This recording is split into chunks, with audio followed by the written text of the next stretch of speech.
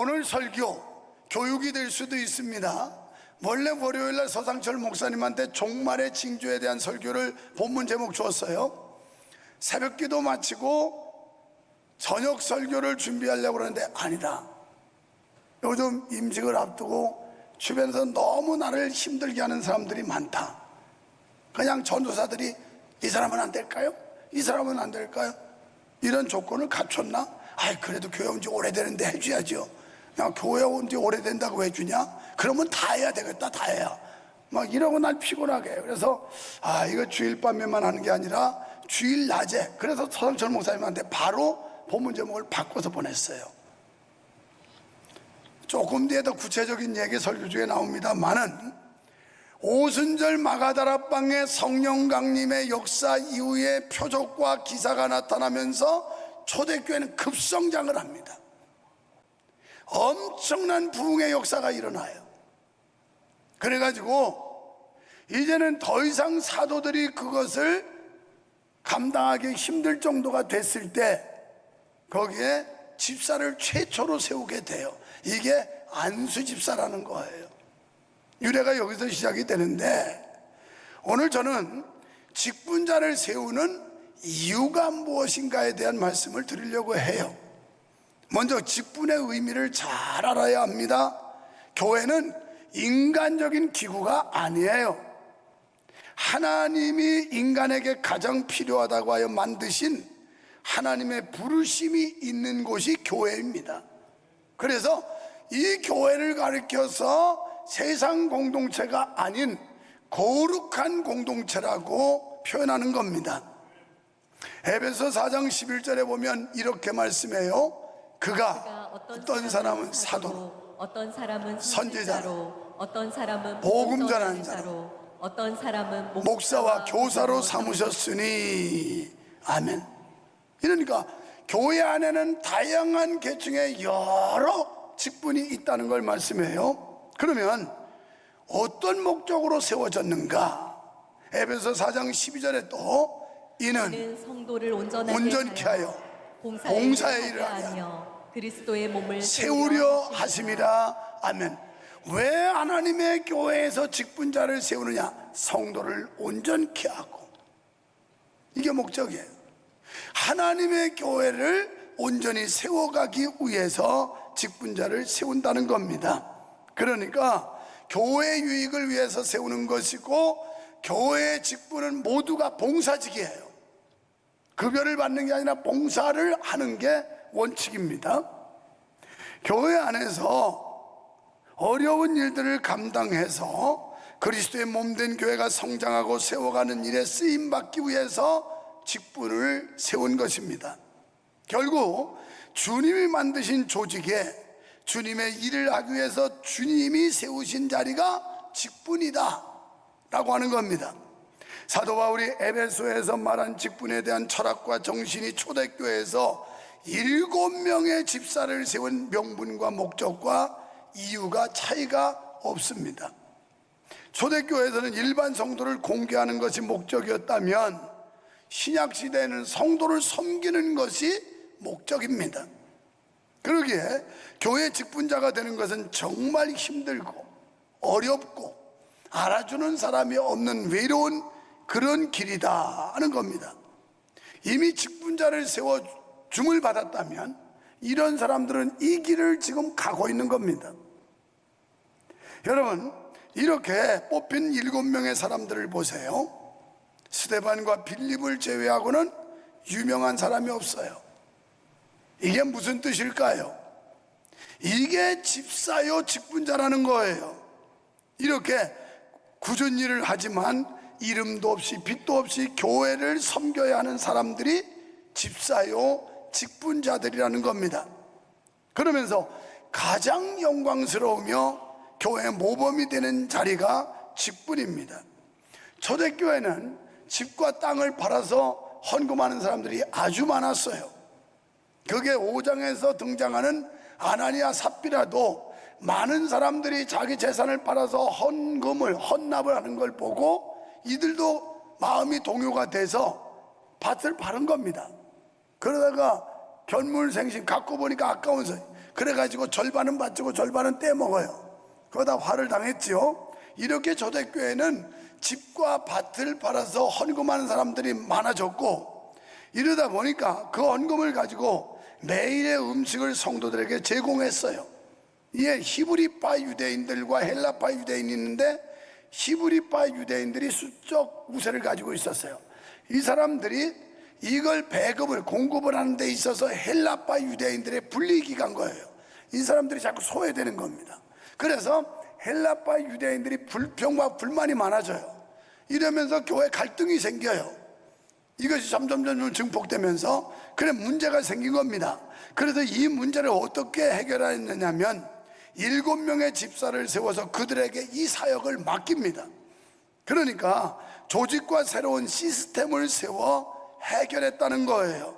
이게 바로 초대교회 첫 안수집사가 탄생하게 되는 배경이기도 합니다.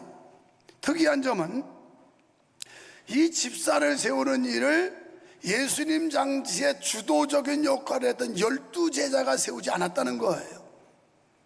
12제자가 여기 관여하거나 개입한 게 아니고 그 교회 전체 성도들이 뽑았다는 겁니다.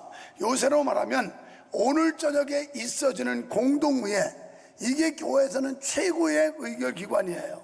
당회도 아니고 제적기도 아니에요. 그러니까 교회 조직상 대한민국도 국회가 헌법 개정안을 내고 통과하지만 국회에서 하는 게 아니에요. 결국은 국민 투표를 거쳐서 하는 겁니다. 헌법 개정은. 마찬가지로 교회도 당의 동의를 거쳐서 그리고 공동회에서 투표를 해서 뽑아내는 거예요.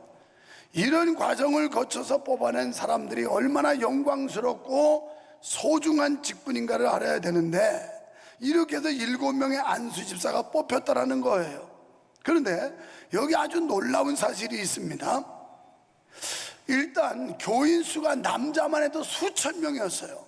그러면 여성과 아이를 보면 적어도 몇만 명의 교회예요. 이 교회에 여기에 단 7명의 집사만을 뽑았다네요. 굉장히 희소가치가 있지 않습니까? 지금 우리 교회는 문제가 너무 쉽게 너무 많은 사람들에게 직분을 줬다는 거예요. 그러니까 안수집사를 받아도 아주 우습게 알아요. 이건 때가 되면 다 적당히 받는 거. 권사가 돼도 우습게 알아요. 권사 누구나 다 하는 거 아니야? 내 정도면 다 되는 거 아니야? 착각하고 있어요. 우리는 너무 많이 세웠어요. 지금 초대교회는 수만 명의 성도인데도 불구하고 단 7명의 사람들을 세워요. 이거 보면 우리 교회가 얼마나 인심이 후했는지, 목사가 얼마나 은혜가 많았는지 생각해 볼 여지가 있어요. 어쨌든 이렇게 해서 더 놀라운 것은 선출된 7명 모두가 헬라파 유대인이라는 겁니다. 그러면 수적으로 보면 히브리파 유대인이 월등하게 많았어요. 그렇다면 수적 우세를 가지고 자기들 지파에 있는 사람들을 7명 뽑아도 돼요. 그런데 히브리파 유대인들이 수적 우세함에도 불구하고 자기 파를 하나도 뽑지 않아요. 그러고서 이 헬라파 유대인들 중에서 7명을 선출해요. 그러니까 표를 몰아주어서 결국은 이 헬라파 유대인들이 7명의 안수집사로 선출되도록 했다. 이게 바로 성숙한 거예요. 대한민국 국민도 마찬가지고 교회도 마찬가지고 성숙한 문화입니다, 이게. 그래서 이렇게 해서 직분을 세우는 의미가 있었고, 두 번째, 직분자를 세우는 목적입니다. 초대교회에서 7집사를 세운 것은 교회 행정을 잘하게 하기 위한 목적이 아니라는 거예요. 착각하는 사람들은 이런 어떤 장로 권사 세우면 교회 행정적으로 무슨 간섭하고 주도하고 이런 거로 착각하고 있어요. 그런데 초대교회는 그렇지 않아요. 이유는 사도들로 하여금 말씀 연구에 보다 많은 시간을 써서 복음 전파를 좀 더 효율적으로 할 수 있게 하기 위해서 집사를 세운 겁니다. 오늘날도 여러분 어쩌니 저쩌니 해도 명성교회 부흥은 목사의 메시지와 역할이 절대적이에요. 아무리 찬양다가 엘리야의 하나님 열심히 불러도 그건 보조수단이고 이 정도지. 그거 가지고 교회를 부흥시킬 수 있냐? 천만의 말씀 만만의 말씀이에요. 왜? 요즘 청년들이 교회를 떠나고 외면한다고 그러지만 우리는 청년들이 스스로 사방에서 오는 이유가 목사의 메시지 때문이라는 거예요. 그걸 검색을 하고, 이게 새가족에 온 사람들 인터뷰하고 상담하면 다 나온 얘기들입니다. 이게 내가 하는 얘기도 아니고 거기에 관여하는 청년들이 하는 얘기예요. 그래서 초대교회도 사도들이 설교할 때 3,000명씩 5,000명씩 회개하고 돌아온 것처럼 우리 교회가 부흥하려면 담임 목사가 얼마나 정확하고 소신 있는 설교를 하게 하느냐, 이게 굉장히 중요한 거예요. 이거에 따라서 교회 부흥이 좌우된다는 겁니다. 믿으시면 아멘 합시다.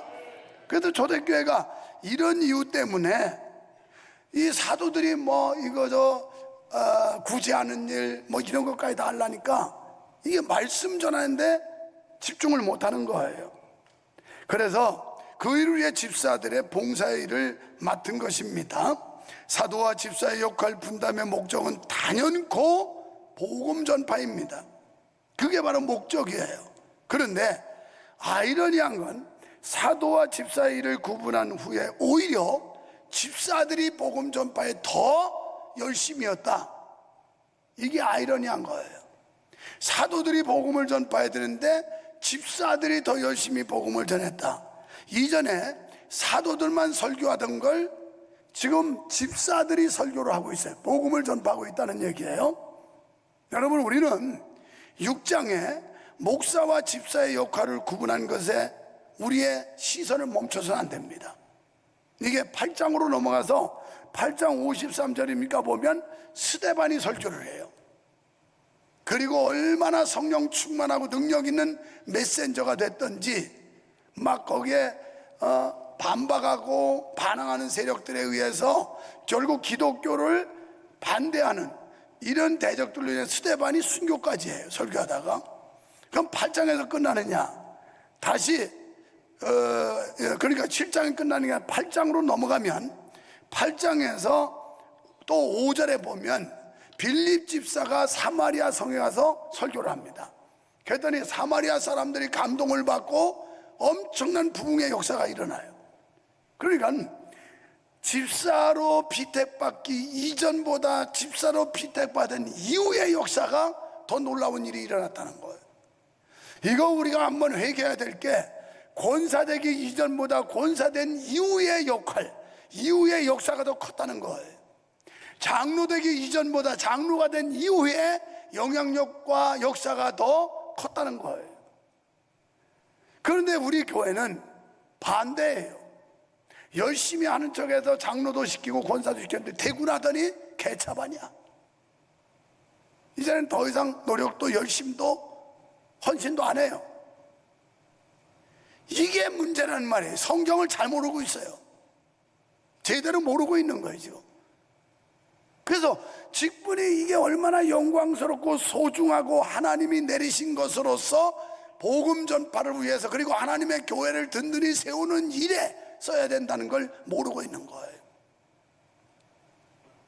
여러분, 복음 전파, 이것이 우리 성도들의 부름이요, 우리가 걸어가야 할 방향이요 지표임을 믿으시면 아멘 합시다. 우리는 예수를 믿는 순간 가야 할 길이 정해진 사람들이에요. 숨지 말고 도망가지 말고 주님의 부르심에 순종하기를 축원합니다. 말씀 전파가 내 평생의 사명임을 깨닫고 나아갈 때 그 길 끝에서 우리를 이제 위로하고 우리를 칭찬하고 맞이해 주시는 주님을 만날 날이 반드시 올 줄로 믿습니다. 그런데 오늘 우리 교회는 또 일부의 많은 사람들은 교회에서 주는 직분을 액세서리 정도로 생각해요. 귀에다 귀걸이 걸고 그리고 머리에다 핀 꽂고 액세서리라고 생각해요. 이게 문제올시다. 이게 성직이요. 목사인 나만 성직이 아니라 여러분이 장로, 권사, 안수집사, 적어도 기름 부음을 받은 사람들은 성직을 받은 사람들이에요. 거룩한 직책을 부여받은 사람들이에요. 여기에 태만하거나 소홀히 하는 하나님 앞에 죄예요. 그런데 그런 죄를 짓고도 아무렇지도 않게 여겨요. 얼마나 뻔뻔한지, 얼마나 강박하고 완악한지 이루 말할 수가 없어요. 자, 그러면 세 번째로 직분자의 자격입니다. 오늘 3절 같이 읽어요. 시작. 형제들아, 너희 가운데서 성령과 지혜가 충만하여 칭찬받는 사람 7을 택하라. 우리가 이를 그들에게 맡기고 성령과 지혜가 충만한 사람을 택하라. 이렇게 말씀해요. 신명기 1장 13절을 보겠습니다. 너희의 각 지파에서 지혜와 지식이 있는 인정받는 자들을 택하라.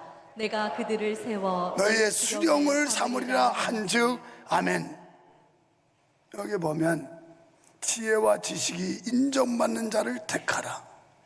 그러니까 칭찬 듣는 사람, 매사에 교회에 귀감이 되고 모범이 되는 사람, 이런 사람 뽑으라는 거예요.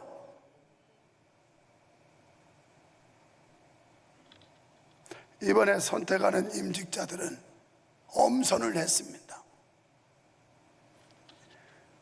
예배 생활 철저히 해야 된다. 첫째가 그거예요. 예배. 주일날에 삐끗이 왔다 가는 그런 정도는 안 된다. 주일 낮밤, 수요일, 그 다음에 금요 기도회, 좀 열심히 한다면 새벽 기도, 이게 첫째 조건이에요. 두 번째, 철저하게 온전한 11조 해야 된다. 이 조건이었어요. 그래서 이런 자격 조건을 가졌으면 추천해라. 또 봉사도 해야 되고요. 봉사 반드시 해야 되는 겁니다. 이게 자격 기준이에요. 그래서 올라온 사람도 안 된다. 이런 자격 조건을 갖췄냐? 이거 하고 있냐? 이게 이번에 엄선하는 자격 기준이었어요. 자, 디모데전서 3장 9절로 10절. 깨끗한 양심에 믿음의 비밀을 가진 자라야 할지니 이에 이 사람들 먼저 시험하여 보고 검증하고 또 그 후에 책망할 것이 없으면 집사의 직분을 맡게 할 것이요 집사의 직분을 맡기는데 엄선하여 검증해 보고 그 검증을 통과한 사람들을 시키라는 거예요. 출애굽기 18장 21절. 너는 또 온 백성 가운데서 능력 있는 사람들 곧 하나님을 두려워하며 진실하며 불의한 이익을 미워하는 자를 살펴서 백성 위에 세워 천부장과 백부장과 50부장과 10부장을 삼아. 아멘. 교회에서 중요한 직분을 맡기는 사람들은 이런 자격 기준을 갖춘 사람을 시키라는 거예요. 갖춘 사람. 그러면 예수님 가르침 한번 생각해 볼까요? 마태복음 6장 21절, 내가 어제 보낸 데는 없는데 오늘 새벽에 묵상하다가 또 적은 거예요. 마태복음 6장 21절, 거기 보면 예수님께서 내 보물이 있는 곳에 내 마음도 있느니라 이렇게 말씀하세요. 내 보물이 있는 곳에 내 마음도 있느니라. 사람은 물질이 가는 곳에 마음도 가게 돼 있어요. 자기의 소중한 물질을 투자했으면 그것을 애정을 갖고 대하게 돼 있어요. 이게 예수님의 가르침이에요. 복음에 대한 열정이 있는 사람이 중직이 되어야 합니다. 어떻게 하면 한 영혼을 구원할까? 어떻게 하면 한 사람이라도 전도해서 하나님의 나라를 확장할까? 이런 열정 있는 사람이 중직이 돼야 되는 거예요. 초대교회 7 집사는 복음에 대한 열정이 뜨거웠던 사람들입니다. 영혼 구원의 소중함을 아는 사람이 교회가 귀한 줄도 알아요. 한 영혼이 소중한 줄 아는 사람이 우리 명성교회가 얼마나 귀한 교회인가를 알게 된다고요. 우리 모두 교회 직분의 소중하고 영광스러움을 깨닫고 착하고 충성된 종 되어서 나나 여러분이나 주님 앞에 설 날이 올 텐데 잘했다 칭찬받는 목사요 성도 되시기를 주의 이름으로 축원합니다. 우리가 가진 것 없으면 재능이라도 드리고 시간이라도 드리고 몸이라도 드려야 되는 거 아니겠어요? 나는 지금까지 그걸 요구했잖아요. 여러분의 담임 목사는 그걸 기대했잖아요. 뭐 여러분이 부자라서 시킨 것도 아니고 돈을 뭐 수천만 원 몇 억씩 낼 것 같아서 시킨 것도 아니었잖아요. 그렇다면 너를 얻어 눈물로써 못 갚을 줄 알아. 몸밖에 드릴 것 없어 이 몸 바칩니다 는 기본적으로 해야 되는 거 아니에요? 기도합니다.